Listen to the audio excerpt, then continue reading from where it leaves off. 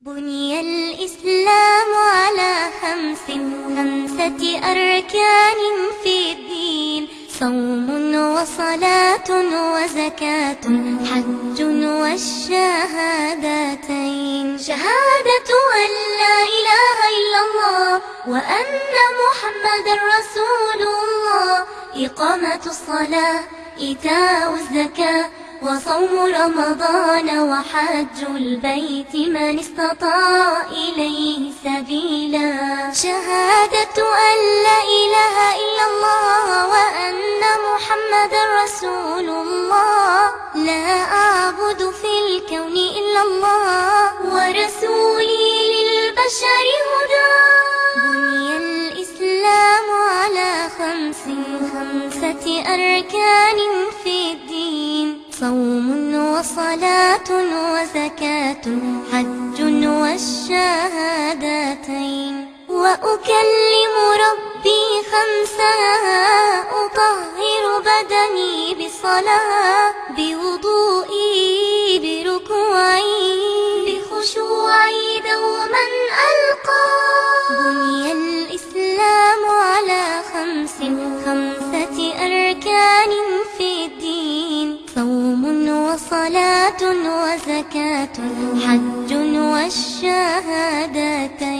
شهادة أن لا إله إلا الله وأن محمد رسول الله، إقامة الصلاة، إيتاء الزكاة، وصوم رمضان وحج البيت من استطاع إليه سبيلا. وأنمي مالي بزكاتي، أطهره برضا الله، للفقراء المساكين أعطيهم حقا لله. بني الإسلام على خمسة أركان في الدين: صوم وصلاة وزكاة حج والشهادتين.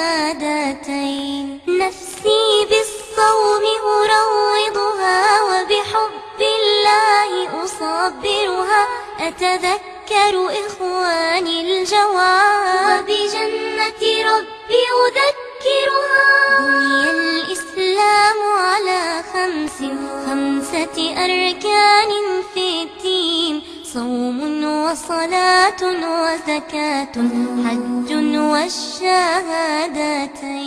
والحج وقوف وطواف، حشر أصغر في الدنيا، لغني وفقير لا فرق يكون أمام الله. بني الإسلام على خمسة أركان في الدين: صوم وصلاة وزكاة حج والشهادتين.